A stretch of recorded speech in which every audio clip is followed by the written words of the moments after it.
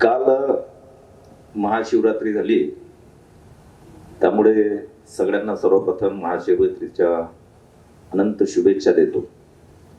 आणि ज्यांना ज्यांना असं वाटलं की पुण्य पाहिजे आहे, मला पुण्य भेटलं पाहिजे, त्यांनी अपर्णाच्याने माझ्या पाया पडावं मी इथून उतरल्यानंतर. कारण आम्ही एक धाम करून आलो. आम्ही रामेश्वरमला जाऊन आलो. काल रात्री रामेश्वरम पोहोचलो. एक जीवनातले 4 धाम होते, त्यातलं एक धाम करून आलो.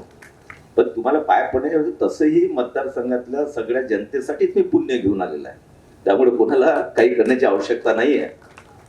आणि त्यामुळे आज सकाळी जो कार्यक्रम होता आपला, तर मुंबईला पोहोचल्यानंतर मग अमरावती महानगरपालिकेचा एक इश्यू होता. त्यामुळे अर्जन्सीमध्ये मला आज सकाळी फ्लाईटने अमरावतीला जावं लागलं. दोघं तिलाही सोबत घेऊनच फिरून आलो. आणि त्यामुळे आज सकाळचा आपण संध्याकाळी कार्यक्रम ठेवला आणि डायरेक्ट अमरावतीत इथं पोहोचतोय. त्यामुळे तिची इच्छा नसतानाही तिला घेऊन आलो मी सोबत. तशी ती मी नसलो की तीच फिरत राहते, पण तू माझ्या सोबत एखाद्या कार्यक्रमात असावा म्हणून मी तिला सोबत बसवलेला आहे. वहिनीचं राज्य आलं म्हणजे हा, वरती सुनेत्रा वहिनीवर, खाली नाही बसणार. खाली बघील मी काय करत. अजून तसं आमच्यात अग्रीमेंट नाहीये. हा, तसं होणार नाही, पण तसं बी नाही. आपल्या या आर कचेरी प्रकल्पाच्या बंदिस्त वितरण प्रणालीच्या उद्घाटन प्रसंगी उपस्थित श्री हजारे साहेब, जुनेजा साहेब, काळे साहेब, नंतर आपले माजी जिल्हा परिषद सदस्य खोदरेजी, तालुका अध्यक्ष औराजी पाटील, आमचे ज्येष्ठ नेते पांडुरंग भाऊ हागे, राजीभाऊ ठाकरे, उपस्थित सर्वांची माफी होऊन सर्व. अरे आता काय पद आपल्याकडे जास्त झाले, त्यामुळे प्रॉब्लेम आहे.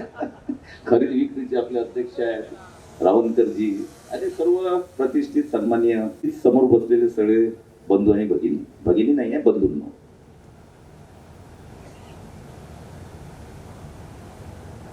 एक एक टप्पा आपण जो आहे या मतदारसंघामध्ये पुढे जातोय.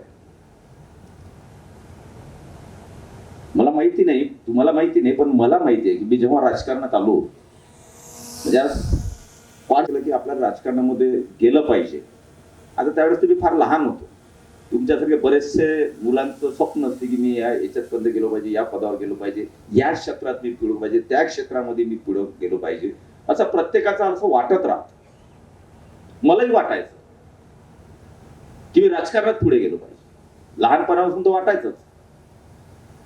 परंतु जेव्हा मी डॉक्टर होऊन या जळगाव जामोदमध्ये प्रॅक्टिस सुरू केली, आणि पिंड हा समाजकारणाचा असल्यामुळे दवाखान्यात लक्ष कमी. दवाखाना चांगला चालायचा, असं नाही की दवाखान्यात चालत नव्हता म्हणून समाजकारण किंवा राजकारणात, असं नाही. दवाखाना चांगला चालाय, परंतु त्यावेळेस समाजकारणाची खूप आवड होती.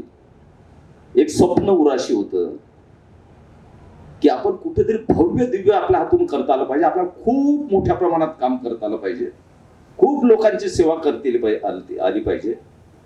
या दृष्टिकोनातून कोणत्या क्षेत्रामध्ये आपल्याला संधी किंवा तिथे उपलब्ध होऊ शकते.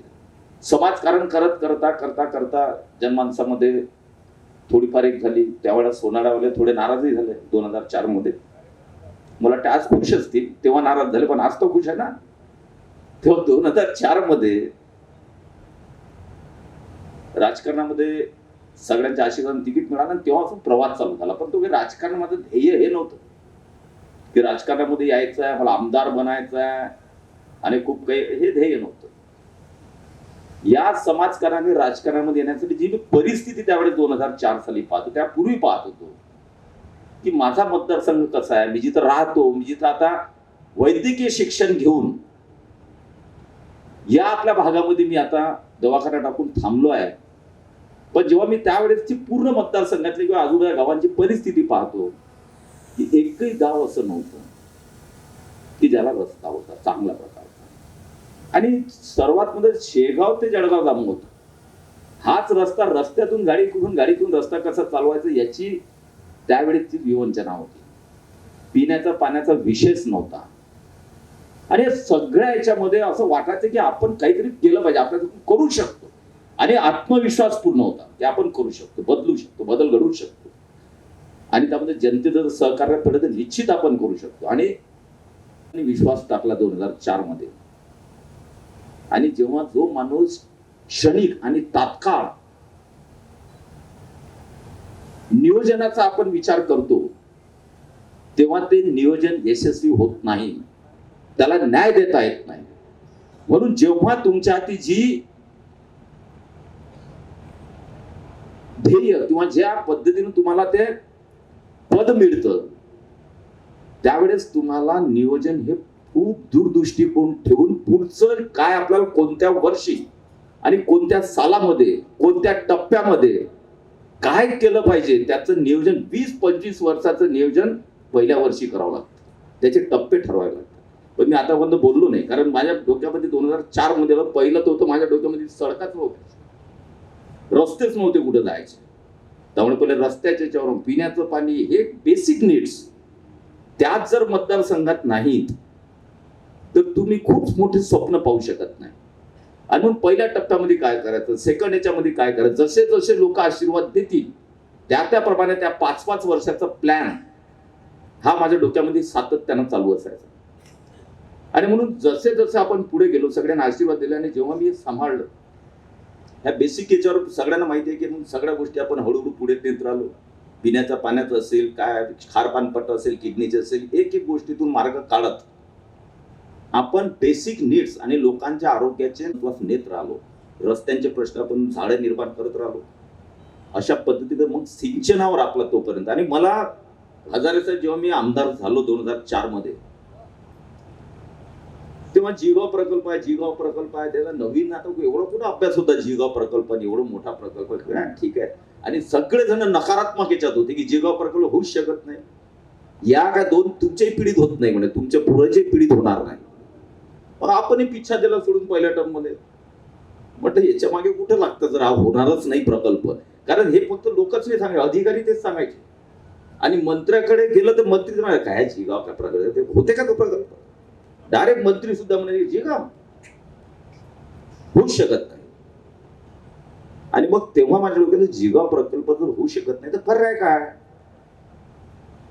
मग त्यावेळेस एवढा मोठा प्रकल्प आहे, त्याला निधी भेटणार नाही, हा लवकर होणार नाही, 2-2, 3-3 पिढ्यापर्यंत होऊ शकत नाही, असं जर लोकांमध्ये किंवा यंत्रणेमध्ये जर त्या पद्धतीनं विचार असेल तर मग आपल्याला काहीतरी वेगळा विचार सुद्धा करावा लागेल.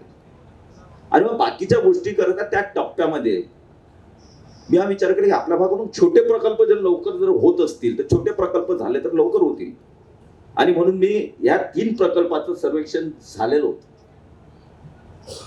सर्वेक्षण झाले तर फिजिबिलिटी नव्हती, या प्रकल्पाची फिजिबिलिटी केली की हा झालाच पाहिजे प्रकल्प, काही गावांचा फायदा होईल. तेव्हा जो आज नदीजोड प्रकल्प आपण म्हणतोय की नदीजोड प्रकल्प जी आज चर्चा चाललेली आहे, जी आज देवेंद्र म्हणतायत नदीजोड प्रकल्प आपला तो विदर्भात होतोय, त्यावेळेस अधिकाऱ्यांनी मला संकल्पना दिली की भाऊ 2 तिकडले नाल्या नदी कचेरी आणि हे इकडलं पाणी जर तिकडे ट्रान्सफर केलं तर हा प्रकल्प फिजिबल होईल. आता याच्या नदीतलं त्या नदीमध्ये पाणी सोडणं परंतु त्यानंतर त्या विचार करता आम्ही अजित दादांकडे गेलो. म्हटलं प्रगती म्हणजे फिजिबिलिटीच नाही, रिपोर्टच नाही, ईडी पण सगळे बसले. मध्ये अधिकाऱ्यांनी तुमच्यासारखे मला कानात सांगून ठेवली असं असं केलं तर होऊ शकतं. मी त्याला प्रेस केलं की दादा हे होऊ शकते, कारण आम्ही या नदीत, अरे म्हणजे नदीतलं या नदीतून त्या नदीत काही सोपी असते का काम. म्हणजे सोपी नसते पण केलं पाहिजे आपण, होऊ शकतं. त्यावेळेस या प्रकल्पाला ते सगळं केल्यानंतर मंजुरात भेटली, सोंडीला भेटली, आलेवाडीला भेटली, तिकडे पुरावडदा इस्लामपूर योजनेला भेटली.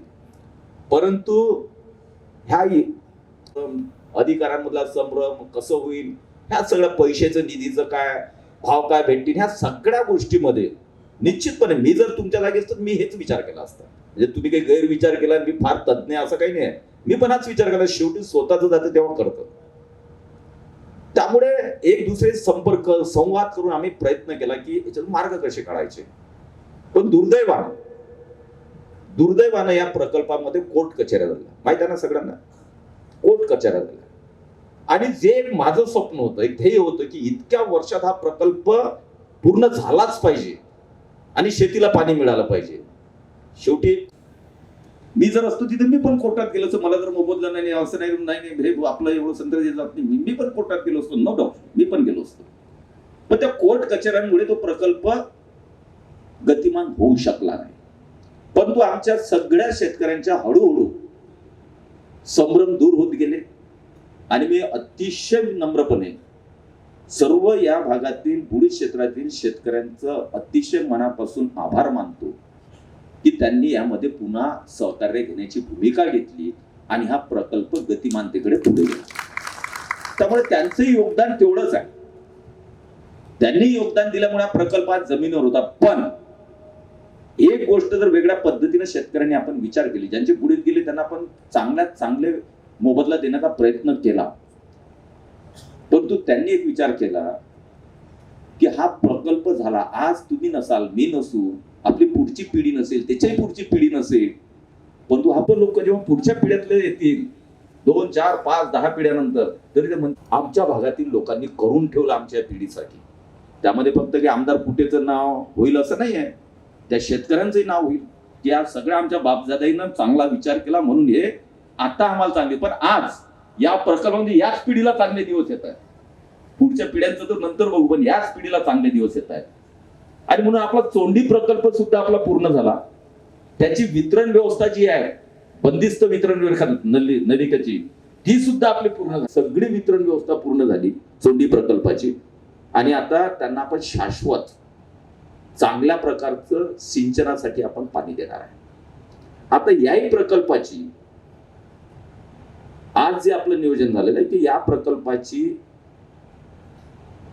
शेतकऱ्यांना जे लाभार्थी क्षेत्र आहे त्या क्षेत्रामध्ये बंदिस्त कूपनलिकेद्वारा पाणी हे त्यांच्या शेतापर्यंत पोहोचण्याचं उद्दिष्ट आणि येणाऱ्या नजीकच्या काळामध्ये आपल्याला पूर्णही करायचं आहे. जेणेकरून एक बघा, फार आता पहिले जे होते ना, पाटामधून पाणी देतो, आपल्या या वांचं पाणी आपले पाट वगैरे आपण पाहतो, पाटानं पाणी, पण तू पाटाचं पाणी त्याचं बाष्पीभवन खूप होते, किती मोठ्या प्रमाणामध्ये उन्हामध्ये ते पाणी बाष्पीभवनाने निघून जातं. अपव्यय जो पाण्याचा खूप मोठ्या प्रमाणात होतो, काही जमिनीत मुरते, काही इकडे फाटे पुढे पडून तिकडे जातं. त्यामुळे 50% पाणी ते आपल्या हातातून निघून जातं, 50%च पाणी आपल्याला वापरता येतं. या बंदिस्त कूपनलिकेची या 8-10 वर्षातच या योजनेचं याच्यावर ह्याला आला. आणि त्यामध्ये मला आनंद या गोष्टीचा आहे की आपले सगळे प्रकल्प आपण याच्यामध्ये घेतले. जे पहिले पाटबंधाऱ्याचे आपले पाटाद्वारे पाणी होतं ते सगळं आपण कूपनलिकेद्वारे, बंदिस्त नलिकेद्वारे पाणी योजना, म्हणजे जिगाव पासून तर सगळेच प्रकल्प.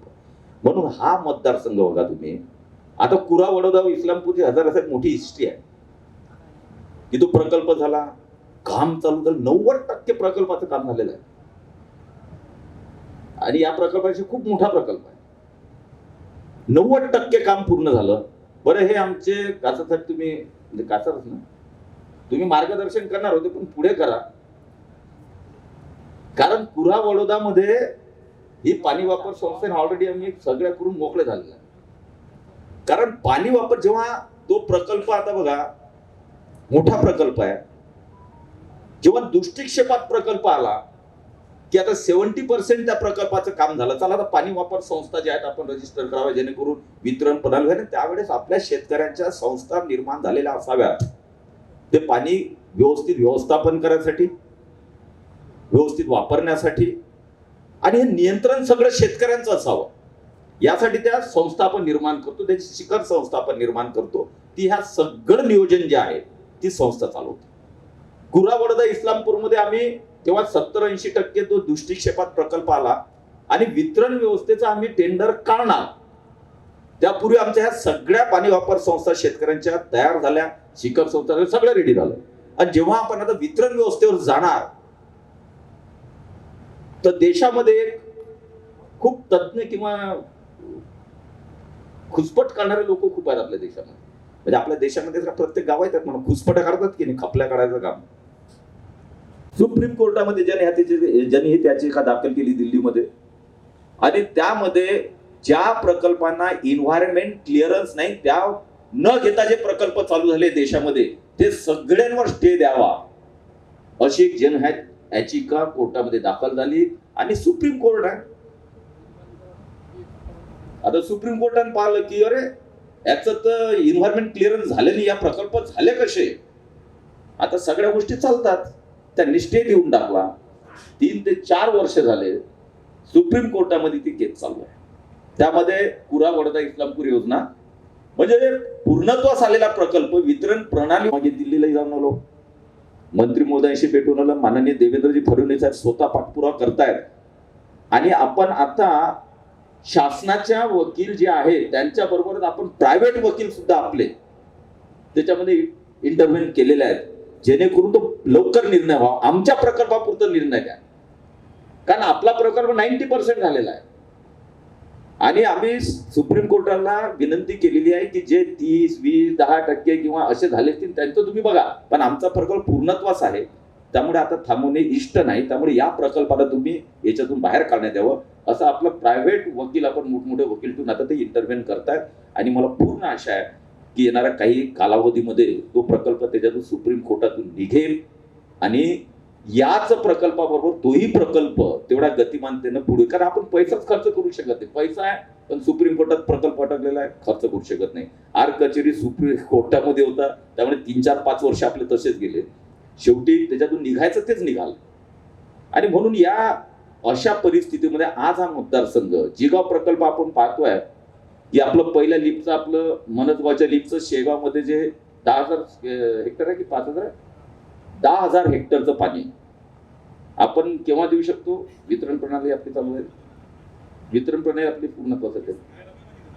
आता आपल्या जिगाव प्रकल्प की जो मी आमदार झाल्यानंतर सगळे जण तो प्रकल्प पिढ्यानपिढ्या होणार नाही, कशाला भाऊ त्याच्यात लक्षात येतात. म्हटलं ठीक आहे बाबा, आता मलाही काही समजत नाही. पहिले पण हळूहळू पुढे गेलो तर समजायला लागलं. जेव्हा मी मंत्र्याकडे झालं नाही जिगाव प्रकल्प पैसे नाही, 50 कोटी द्यायचे राव, 100 कोटी प्रकल्प चालला. आता 50,000 कोटीवर 50 100 कोटी कुठे प्रकल्प होणार, म्हणून मी त्याचा पिछा सोडला होता. पण मी खरोखर ज्या माणसामध्ये जे असेल त्या माणसाबद्दल बोललंच पाहिजे. माननीय देवेंद्रजी फडणवीस अतिशय दूरदृष्टी असणारा नेता आहे महाराष्ट्राचा आहे. आणि मला आठवतं की जळगाव दामोदमध्ये आपली आढावा बैठक होती पूर्ण जिल्ह्याची, ते मुख्यमंत्री असताना झाल्यानंतर पूर्ण जिल्ह्याची आढावा बैठक ही जळगाव दामोदमध्ये आपण ठेवली. मुख्यमंत्री साहेब होते, कॉलेजवर आपण मोठा पेंडॉल टाकून तिथं पूर्ण जिल्ह्याची आढावा बैठक अधिकाऱ्यांची. आणि तिथं देवेंद्रजींना त्यांनी मी सांगितलं, म्हटलं जिगाव प्रकल्प हो झाला पाहिजे, खूप स्लो चालू आहे, आपण म्हणे वॉर रूम मध्ये घेऊ. आणि त्यांची वॉर रूम म्हणजे डेली जिथून फॉलोअप होतं त्या वॉर रूम मध्ये जिगाव प्रकल्प घेण्यात आला.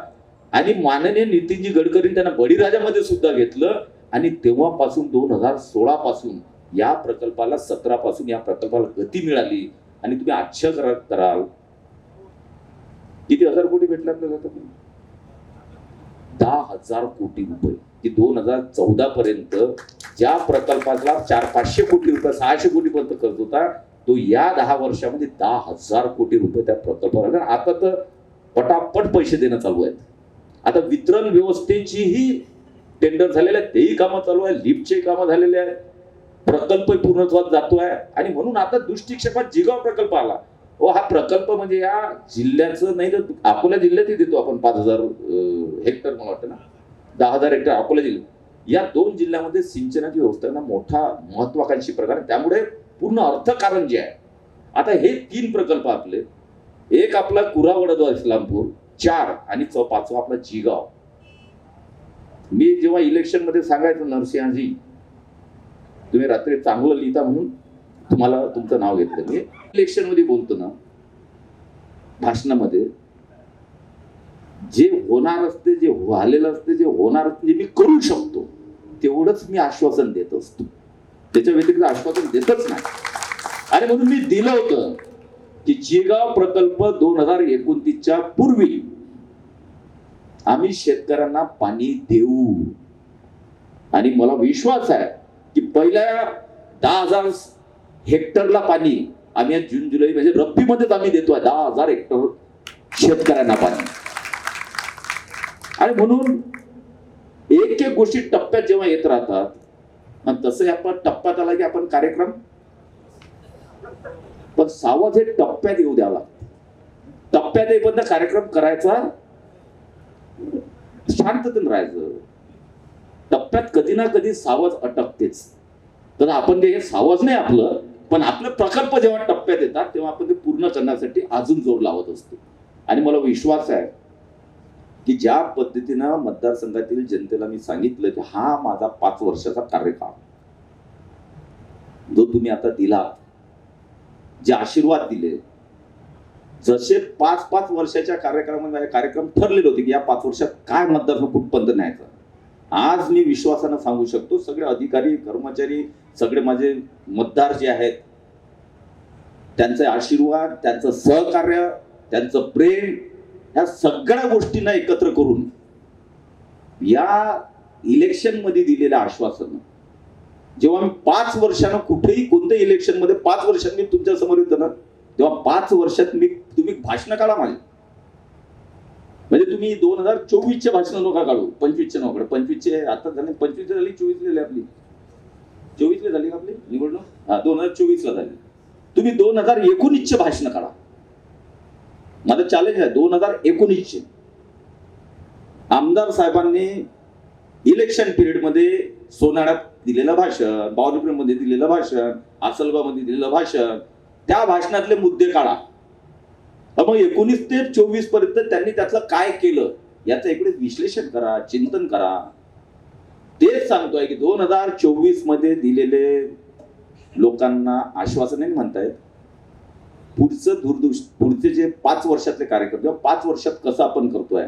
आणि निश्चितपणे मला विश्वास आहे की आपण सगळ्यांच्या सहकार्यानं हा मतदारसंघ त्याच पद्धतीनं, त्याच वेगानं, ठीक आहे, मला मान्य आहे की एखादा वर्ष एखाद्या प्रकल्पाला कमी जास्त होऊ शकतो, पण तू गती वाढवून त्या ध्येयापर्यंत पोहोचण्याचं 2029 आपलं ध्येय आहे की हा मतदारसंघ हजारे साहेब, मला वाटतं 29 पर्यंत तुम्हाला सीबी होणार. तुम्ही असं वाटतं तुम्हाला इकडून जायचंच नाही. हे सगळं मतदारसंघ हा एरिया पश्चिम विदर्भ सुधरवल्याशिवाय, पश्चिम विदर्भाला सुधरवल्याशिवाय हजारे नाही, यांना कुणाला जाऊ देणार नाही. मी सगळे इथंच फिरवतो पश्चिम विदर्भामध्ये, कारण माझं काही फोकस जळगाव जामत नाही आहे एकटं. पश्चिम विदर्भ माझा कसा पुढे जाईल हा तर माझा फोकस आहे 29 पर्यंत. त्यात जळगाव जामोद आहे, जळगाव जामोदचा फोकस ठरलेला आहे की 2029 पर्यंत हा मतदारसंघ सिंचनामध्ये नंबर 1 मतदारसंघ महाराष्ट्रातला करणार म्हणजे करणार. हा एखादा प्रकल्पात कमी जास्त होऊ शकतं, मी हे म्हणणार नाही तर माझं 29 सांगणार 100% दाखवा. इकडे तिकडे थोडं होईल, प्रयत्न हा राहील की 29च्या पूर्वीच आपण 100% इरिगेशन. आज तुम्ही बघा चोंडी प्रकल्प आपला झाला, आणि ज्या पद्धतीनं देवेंद्रजी फडणवीस साहेबांनी जलयुक्त शिवार योजना काढली 2014 नंतर, आपल्या मतदारसंघातल्या जनतेने सुद्धा खूप मोठा त्याच्यात सहभाग घेतला, श्रमदान केलं, संस्थांनी सहभाग घेतला, शासनानं घेतला, आपण सगळ्यांनी स्वतः कुदळी फावडे घेऊन त्याच्यामध्ये काम केलं. सगळ्यांच्या सहकार्यानं आणि शासनाच्या आणि देवेंद्रजींच्या सहकार्यानं, नेतृत्वामध्ये, मार्गदर्शनामध्ये या मतदारसंघामध्ये एवढे जलयुक्त शिवारचे काम, हजारो बंधारे, हजारो. म्हणजे बंधारे जरी मोजले तरी महाराष्ट्रात सगळ्यात जास्त बंधारे याच मतदारसंघात झाले. आता तुम्हाला कुठं झाले जरा बघा, जामोद मध्ये जा, जामोद पासून फिरावर पहाडामध्ये शेकडो बंधारे आहेत. त्यामुळे माथ्यापासून तर पायथ्यापर्यंत पूर्णपर्यंत बंधाऱ्यांची साखळी, जिथं जिथं शक्य झालं तिथं आपण बंधारे केलं. त्याचा फायदा आज तुम्ही पाहताय की नाही. आज आपल्या मतदारसंघामध्ये पाण्याची पातळी विहिरीची वाढली की नाही वाढली. शेवटी मी काय म्हणत, आता एक थोडंसं संतोष याचा विचार करा की मी एकच सांगायचं की माझ्या शेतकऱ्यांना 2 गोष्टी तुम्ही द्या, माझा शेतकरी तुमच्या समोर कधीच हात पसरवणार नाही. एक, शाश्वत पाणी द्या. मेहनती आहे, पण जेव्हा पाणीच नव्हतं तर काय शेतामध्ये जाऊन थोडंफार केलं, वरच्या पाण्यावर पाहिलं, आपलं घरी निघालं, असंच चालायचं. आता 24 तास पाणी. आज मी सगळ्यामध्ये, मी तर एवढा नाही, मी सगळ्या लोकांशी बोलत असतो, माझी स्वतःची शेती आहे, सगळ्याकडे फिरत असतो. आज शेतकरी सांगतात की आमचं पाणी आटत नाही. विहिरी वेल, ज्या ओसाड पडलेल्या विहिरी आज चालू झालेल्या आहेत मतदारसंघातल्या, त्यामुळे पाणी अजून तर सिंचन प्रकल्प पूर्णच व्हायचे आहेत. तर जलयुक्त शिवारच्या माध्यमातून हा मतदारसंघ आता पुढे जातोय. सिंचन प्रकल्प झाल्यावर तर या मतदारसंघात म्हणजे विषयच येणार नाही. म्हणून दोनच गोष्टी म्हटलं होतं की पाणी आणि शेतकऱ्यांना 24 तास वीज, ह्या दोन गोष्टी माझ्या शेतकऱ्यांना जर दिल्या तर माझा शेतकरी हा तुमच्या दरवाजामध्ये पाय भीक मागायसाठी उभा राहणार नाही, हा विश्वास मला. आणि देवेंद्रजीचं व्हिजन आहे.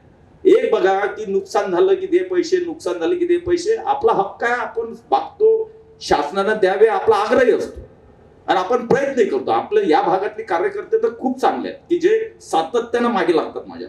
भाऊ हे पैसे राहिले, भाऊ ते पैसे राहिले, हे मदत राहिली, ती मदत राहिली. आणि मला आवडते की जेवढा पाठपुरावा जास्त झाला तेवढा आम्हालाही पळावं लागतं. आणि एखाद्या गोष्टीत पाठपुरावाच निघाला तर आम्ही बी थंड पडून जातो. म्हणून तुमचंही तेवढंच मी आभार मानतो की इथला मतदारसंघातला जनता सुद्धा कार्यकर्ते हे सातत्यानं फोर्सफुली असतात. भाऊ हे बा ते केले, हे 10 राहिलेच, हे असं राहिलं, ते राहिलं. जास्त जाणारा आमदार मी आहे. आपत्ती व्यवस्थापन जिथून ते मदत पुनर्वसनच्या कार्यालयामध्ये, प्रशासकीय बिल्डिंग मध्ये, ते तर मी दिसलो की म्हणजे कुठं ना कुठं कोणते पैसे राहिले सांगा साहेब, कोणतं राहिलं. कारण इतकं तिथं जात असतो मी. वीकली एक चक्कर असते. बरं काही काही तर मजेदार गोष्टी आहेत. आमचे 1-2 नेते आहेत, भाऊ पैसेच नाही आले आपले. म्हटलं नेता असल्यावर पैसे नाही आले, साला कार्यकर्ते जनता तर म्हणते ठीक आहे, तिथपर्यंत ठीक आहे, पण नेता म्हणते पैसे नाही आले. म्हटलं तुमचं एक काम करा, मी KYC वगैरेचे नंबर वगैरे द्या, मी आता उद्या चाललोच आहे, मी तपासून घेतो कुठं अडचण आली, काय आली. गेलो बाबा तिथं, तो म्हणजे भाऊ ऑलरेडी डिस्पर्स झालेले आहेत पैसे, त्यांच्या खात्यात गेले. म्हणलं नाही हो नेत्यात, म्हटलं एवढे मोठमोठे नेते असं कसं झालंय. त्यांना सांगितलं आमचे पैसे नाही आले. मग मी तिथून फोन लावला, त्यांनी अकाउंट मधले की किती रुपये कोणत्या दिवशी मदतीचे कसे जमा झाले त्यांनी तो पूर्ण बघा. मी आमच्या नेत्यांना फोन लावला, का तुमचे पैसे ते या डेटला जमा झाले. हा मला वाटलं ते दुसरेच आहेत मदतीचे. म्हणजे अशी परिस्थिती झाली की कोणती मदत आली हे समजायला मार्ग नाही. आता मदत येत राहते, ही याची मदत आहे का त्याची मदत आहे, याच्यात कन्फ्युजन आहे आता. मग ते कधी अतिवृष्टीची पकडतात आणि दुष्काळाची विसरून जातात. मग दुष्काळची आलीच नाही भाऊ. म्हणजे ह्या गोष्टी गमती जमतीचा भाग सोडा, परंतु याच्यावर पण अवलंबित्व नाही आहे. जर आपल्याला शेतकऱ्यांना या भाग सुजलाम सुफलाम आणि आपल्या पुढच्या आयुष्यातल्या पिढी जर चांगल्या घडवायच्या असतील तर फक्त या मदतीवर अवलंबून राहून हे तर आपलं हक्क आहे, ते मिळत राहणार. परंतु आपल्याला हा मतदारसंघ शाश्वत रूपी तर कोणी शेतकरी आत्महत्या करणार नाही. आणि सिंचनाकडे आपण नेऊ, आपले 13ही फीडर जे आहेत इलेक्ट्रिक फीडर 33 KVचे सर्वच्या सर्व यायचे, फक्त 2 ठिकाणच्या जागा अजूनही आता देतच नाही. तर काही आता थोडी एखादं जे पैसे आहेत, मी गरीब शेतकऱ्याला कधीच म्हणणार नाही, पण जे करू शकतात त्यांनी थोडस दानपुण्य केलं पाहिजे. गरीब शेतकऱ्याला मी म्हणणार नाही, पण जो करू शकतो त्यांनी केलं. माझ्या शेत नाही तिथे मी देऊन टाकलं तर 5 एकर याच्यासाठी, त्या सोलरच्या याच्यासाठी प्लांटसाठी. पण आता 2 ठिकाणी भेटून नाही राहिले, संग्रामपूरची आहे आणि अजून मला वाटतं अजून एक ठिकाणची आहे. पण बाकीच्या ठिकाणचे आपले प्लांट सगळे चालू झालेले आहेत. आणि 1 वर्षाच्या आत 2027च्या पहिले म्हणजे 1 वर्षानंतरच आपल्या मतदारसंघामध्ये शेतकऱ्यांना 24 तास वीज पुरवठा होईल. 24 तास दिवसा वीज पुरवठा राहील, काहीच काळजी करायचं कारण नाही. कारण सोनाळा तर जून मध्ये चालू करून आलो आपण. म्हणजे सोनाळा फिडरवर, म्हणजे सोनार फिडर नाही 33 KV सेंटरवर जेवढा एरिया आहे तेवढा आपण जून मध्येच त्यांना दिवसा चांगल्या प्रकारे वीज मिळेल. खूप मोठे हे बघा, काही लोकांना तर राजकारणी बघा वीज दिवसा काय रात्री काय भेटली, वीज तर भेटून राहिली, नाही भेटली तर भेटली नाही चांगलं. पण दिवसा वीज मिळण्यामध्ये जो आनंद आहे, तो शेतकऱ्यांचा जो एक प्रकारचे धोके असतात आरतीचे, खूप काही आहे. आणि म्हणून त्या पद्धतीने आपला प्लॅन झालेला, ह्या दोन्ही गोष्टी आपण करतोय. राहिली आमच्या वितरण व्यवस्थेची जी पाणी वापर संस्था बनवायच्या आहेत, त्या 6च गाव आहेत. आम्ही जवळपास 29 गावांमध्ये बनवून टाकल्या. त्यामुळे 6 गावाच्या नजीकच्या काळामध्ये आपण पाणी वापर संस्था बनवणार. जे जे शेतकरी लाभार्थी आहेत त्या लाभार्थी शेतकऱ्यांच्या आपण संस्था बनवणार. त्या संस्थांची एक अजून शिखर संस्था राहील आणि त्या माध्यमातून पाण्याचं नियोजन जे आहे, जेव्हा हे पाणी आपण वितरण व्यवस्थेतून देऊ तेव्हा त्याचे रेट काय असतील, कारण फुकट तर मिळणार नाही ना. थोडंफार जर आपण कमीत कमी ठेवण्याचा प्रयत्न करू. शेवटी ते पाणी त्याच लोकांना घ्यायचं आहे जे शेतकरी ते लाभार्थी आहेत, त्यामुळे त्यांनाच ते पाणी वापरायचं आहे. आणि पिकं 12 महिन्यात तुम्हाला जेवढे कष्ट घेता येतील तेवढे कष्ट घेऊन तुम्हाला तुमची समृद्धी करता येणार.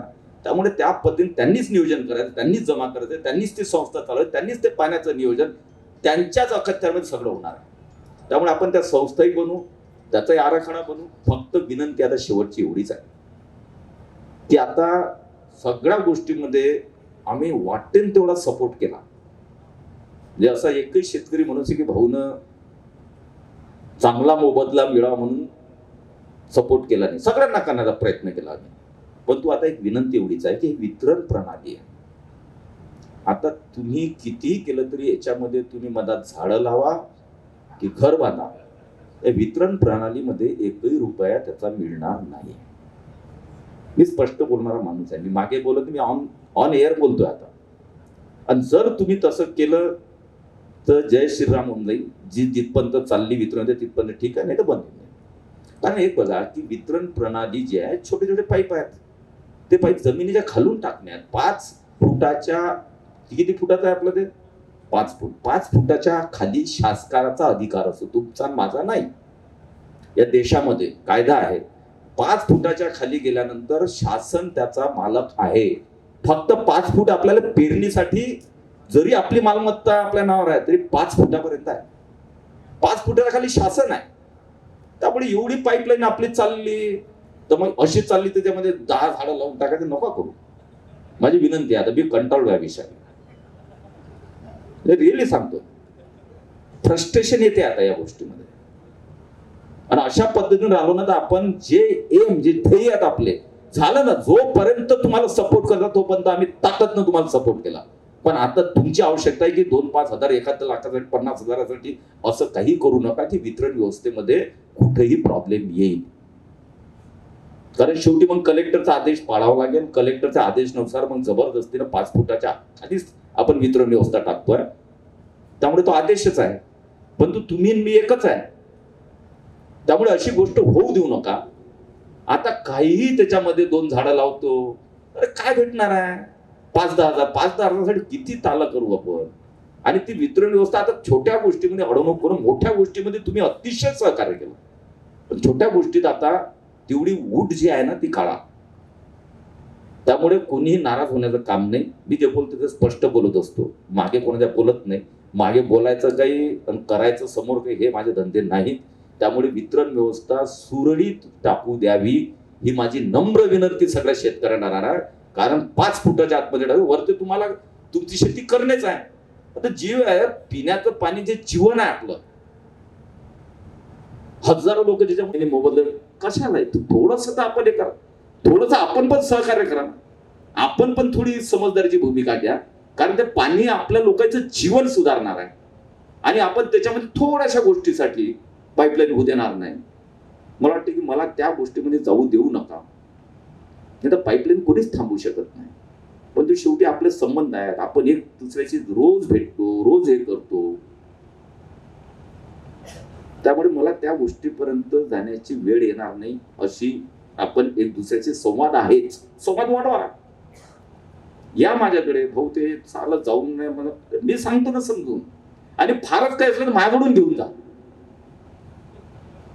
पण आता पाणी पुरवठा, पिण्याचं पाणी आहे राव, ती एवढीशी वेळ चालली त्याच्यामध्ये बी नाही ते इकडून माझं शेत इथपर्यंत जाऊ दे ना बाबा. ते खालून चालली ना 5 फूट, तुला तर फिरण्याच आहे त्याच्यावर. पण तेवढ्यासाठी आपण एक बघा, तुमच्या तेवढ्यामुळे हजारो लोकांचं पाणी पिण्याचं आपण अडवतोय. त्यातला एक जरी मृत्यू झाला ना त्याला जबाबदार आपण असणार. एकाला जरी रोग झाला तर त्याला जबाबदार आपण असणार आहे. ही भावना ठेवा. तुमच्यासाठी जास्तीत जास्त पैसा निधी देण्याचा मी प्रयत्न आपण करतोच आहे.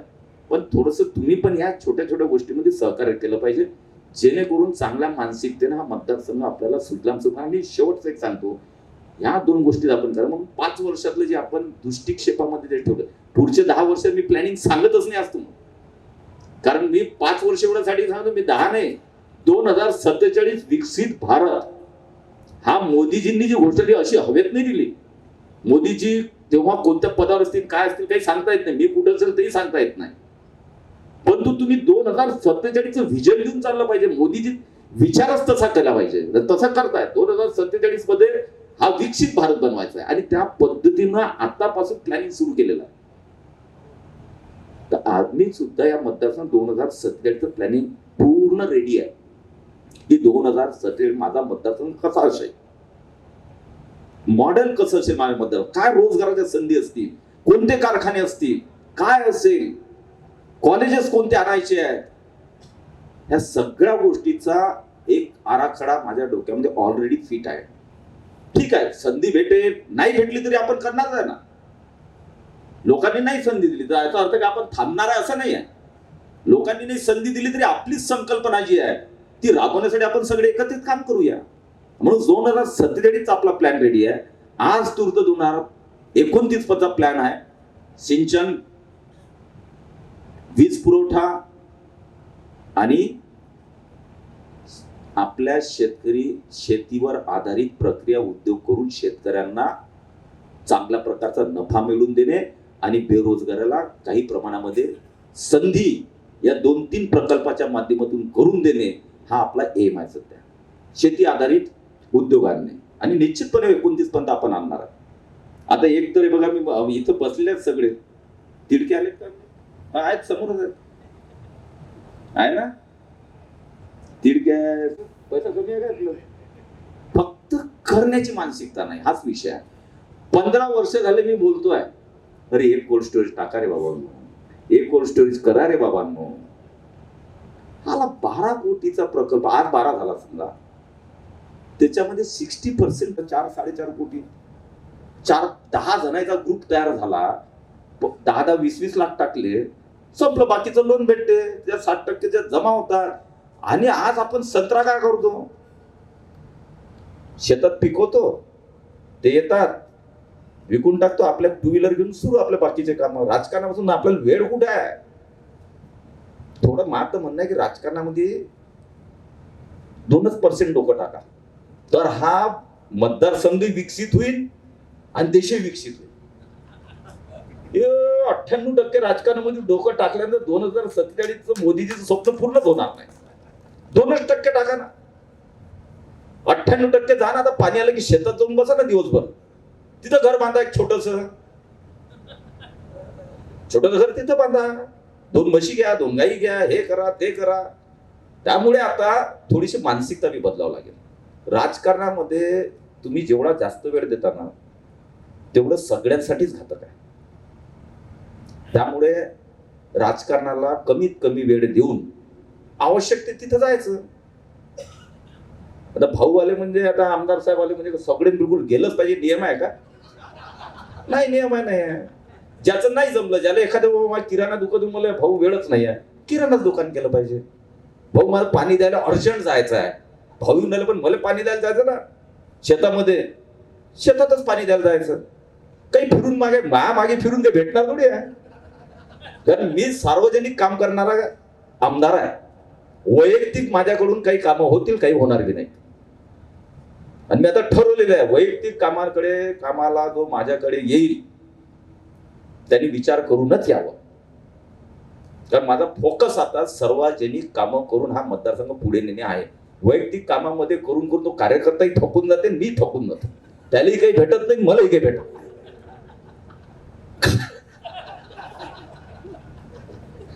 आला गेला की ठेकेदारी कुठून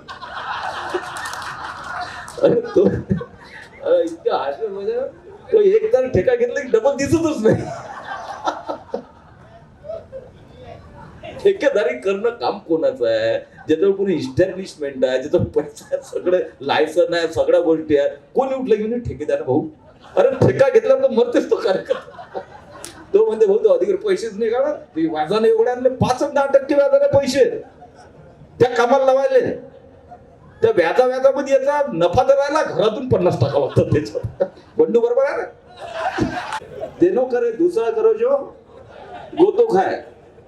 खूप योजना आहेत, केंद्र शासनाच्या असंख्य योजना आहेत, महाराष्ट्र शासनाच्या असंख्य योजना आहेत, पण कार्यकर्ते त्याच्यात डोकंच घालत नाही. कृषीमध्ये घाला बरं, किती योजना आहेत. स्टार्टअप पासून तर इतक्या योजना आहेत त्या कृषीमध्ये. छोटे छोटे उद्योग आहेत, प्रक्रिया करणारे उद्योग आहेत, ज्यांना डोका ते घालतात, परमनंट त्यांची जिंदगी तयार करतात. आणि उठलं सकाळी भाऊ ते कामं निघले, त्याचा ठेका द्या नाही. अरे हा झालं ना, तू मेला समजा त्याच्यात, मीच झाले, तू बेटा डबल उठणार नाही एवढं झालं. पण आता मला नाही म्हणता येत नाही भाऊ, म्हणजे मी किती काम केलं तुमच्यासाठी आणि मला ठेका नाही. तो तुमच्या जवळचा आहे आणि मी काय दूरचा आहे? अरे बाबा, तूही जवळचा आहे, तोही जवळचा आहे, पण तुम्ही मरणार आहे मला माहिती आहे. त्यामुळे ज्याला मरायचं असं मला प्रेम येते की हा मेला नाही पाहिजे माझा कार्यकर्ता, म्हणून मी त्याला प्रेमानं समजत, भाऊ नको पडू याच्यात.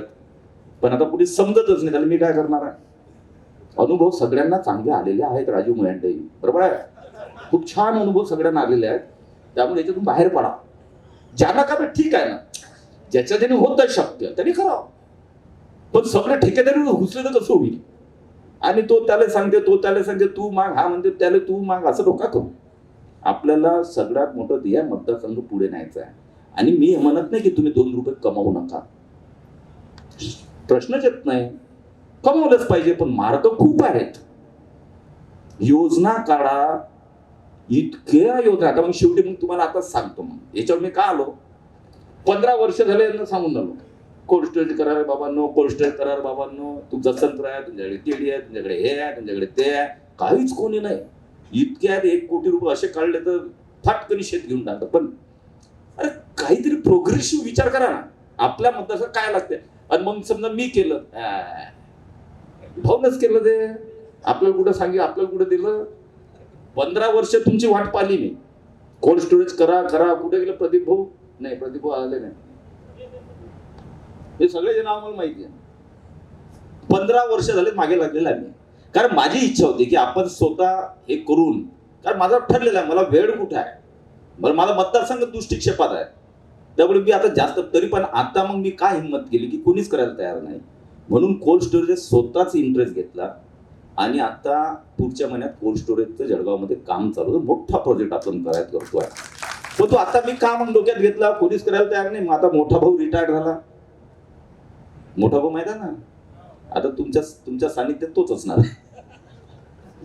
त्यामुळे आता तुम्हाला कसं राहायचं आणि त्याला कसं राहायचं तुम्ही ठरवा. आता प्रत्येकाचे स्वभाव तुम्हाला माहिती आहे की नाही. त्यामुळे आता राजू आहे तिथं, त्यामुळे तो आता आहे. आता माझे मुलं 2 मोठे झाले, त्यामुळे आता तेही किंवा हे करायचं मतदारसंघात त्यांचे काही विचार आहेत. शेवटी मला एक हे भेटते, थोडी दिशा पण भेटते नवीन पिढी बरोबर. बाकीच्या भावांचे मुलं मोठे झाले, त्यामुळे आता आमच्यावर हँड झाले. आता खूप आता हँड झाले, तर आता आपल्याला ठीक आहे, आपणही गेलो पाहिजे, आपणही नाही करत कोणी, तर आपणही प्रोव्हाइड केलं पाहिजे सुविधा आपल्या मतदारसंघामध्ये. आता कोल्ड स्टोरेज होते आहे, आता नेचरची डेअरी मी पाहून आलो आहे, बारामतीला जाऊन आलो नेचरमध्ये. आपल्या देशातली 3 नंबरची डेअरी आहे ती, 3 number dairy products and cattle feed, 3 number. पहिली अमूल, दुसरी मदर आणि 3ऱ्या नंबरवर नेचर आहे. खूप जबरदस्त. आणि कोणाची माहिती आहे,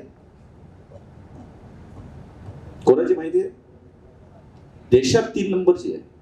तुम्ही पाहसाल तर तुम्ही म्हणा काय साम्राज्य आहे ते डेअरीचं. लाखोनी शेतकरी रोज दूध देतात, त्या डेअरीमध्ये घालतात, आणि मग चांगलं अर्थकारण. आणि त्यांचे प्रॉडक्ट आज महाराष्ट्रामध्ये खूप जिल्ह्यांमध्ये आज फेमस मध्ये आहे. तर मालक कोण आहे? आर कचेरी प्रकल्पचे ठेकेदार देसाई. आता त्यांना मी विनंती केली की भाऊ देसाई साहेब, तुम्ही इतके वर्ष झाले इकडे काम करताय, तुम्हाला हा मतदारसंघ माहिती आहे, इकडे लोक खूप चांगले आहेत, त्यामुळे इकडे तुम्ही जरा आम्हाला मदत करा. आणि त्यांनी आपल्याला आनंदाची गोष्ट आहे की होकार दिला, आणि नेचर डेअरीचं 2nd युनिट हे या मतदारसंघामध्ये तयार करण्याचा आम्ही निर्णय घेतला. मूर्त स्वरूप येईल तेव्हा तुम्हाला सांगू. काही काही गोष्ट आहे की एखाद्या वेळेस फिसकटू शकते, फिसकटली भाऊने म्हटलं होतं ते काय केलं काय, म्हणून मी सांगत नसतो, पण जवळपास होईल अशी मला गॅरंटी आहे. आणि त्यामुळे लाखो शेतकऱ्यांना आपलं दुधाचा आणि प्रॉडक्ट, कारण त्यांना मी सांगितलं की 10-15 जिल्हे असे आहेत आपल्या भागात, बरामपूर इकडल्या भागातलं, की इकडे त्यांचा सध्या सप्लाय, आणि तिथून हे केल्यानंतर त्यांना सप्लायचे इथपर्यंत पोहोचायला खर्च जास्त. म्हटलं इकडेच एक युनिट टाकू, आणि आपल्या मतदारात भरपूर पाणी आहे आता, त्यामुळे युनिट टाकले तर लोक गाई आरामशीर घेतील, त्याच्यामुळे चालेल. तर आमचं दोघांचं आमच्याही डोक्यात नवीन नवीन संकल्पना येऊ द्या, तरच 2047 विकसित भारत हा देश होईल. आणि मतदार तुमच्या डोक्यात आम्हीच बसलो विचार हे टाक, तेवढा थोडी विकसित होणार आहे. प्रत्येक माणसानं आणि प्रत्येक तरुणानं हा विचार केला पाहिजे मला काय करता येईल. आणि तुम्हाला गॅरंटीन सांगतो, तुम्ही जर पॉझिटिव्ह विचार केला ना तुम्हाला कोणीच थांबू शकत नाही. पण करतच नाही आपण प्रयत्न. पहिले आपण निगेटिव्हिटी मध्ये टाकले, मग ते असे होतील आणि समजा नाही भेटलं तर मग असं होईल मग नाही, पहिलेच फाटे फोडत बसतो, पुढे जातच नाही आपण. थोडी रिस्क घ्यावं लागते आयुष्यामध्ये, एखाद्या ठोकर लागेल पण माणूस पुढे, जो आयुष्य रिस्क घेईल ज्याला ठोकर लागेल तोच पुढे जातो. आणि म्हणून युवा पिढीला माझी विनंती आहे की तुम्ही संकल्पना करा की भाऊ हे केलं पाहिजे, भाऊ आम्ही हे करतो. 100% ज्या पॉझिटिव्ह रीतीने पुढे जाण्याचा युवक प्रयत्न करेल त्याच्या पूर्ण ताकदीनं त्याच्या मागे मी उभा राहील. पण भाऊ माझ्यासाठी हे करा तो म्हणणाऱ्याच्या मी आयुष्यात मागे राहणार नाही. आता कोण कोण बसले नाव घेत नाही, मग ते आम्हाला माच नाव का घेतलं बंडू, असं नाही व्हायला पाहिजे. म्हणून मी कोणाचे नाव घेत नाही. तुला तर घेतलं पहिले, दुसऱ्याचं घेऊ शकतो. माझ्यासाठी काही कर म्हणणारे मी इथं आहेत. भाऊ माझ्यासाठी काहीतरी करा ना. समजा तो आयुष्यात पुढे जाणार नाही. कार्यकर्ता किंवा युवक असा पाहिजे की भाऊ मी हे करतोय, मला याच्यामध्ये इथे इथं अडचणी मध्ये मदत करा मला. तो 100% पुढे जाईल. अशा पद्धतीने युवकांनी जर सहभाग घेतला तर आपले सगळे स्वप्न आपण निश्चित पुरे करू.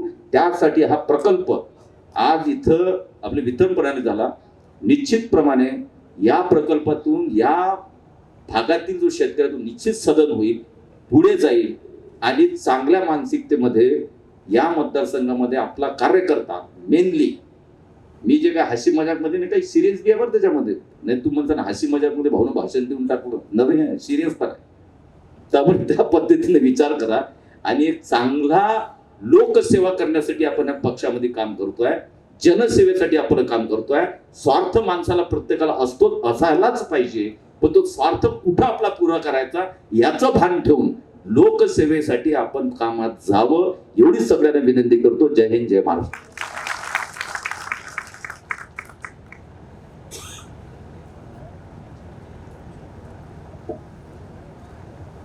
मागील गेल्या जवळपास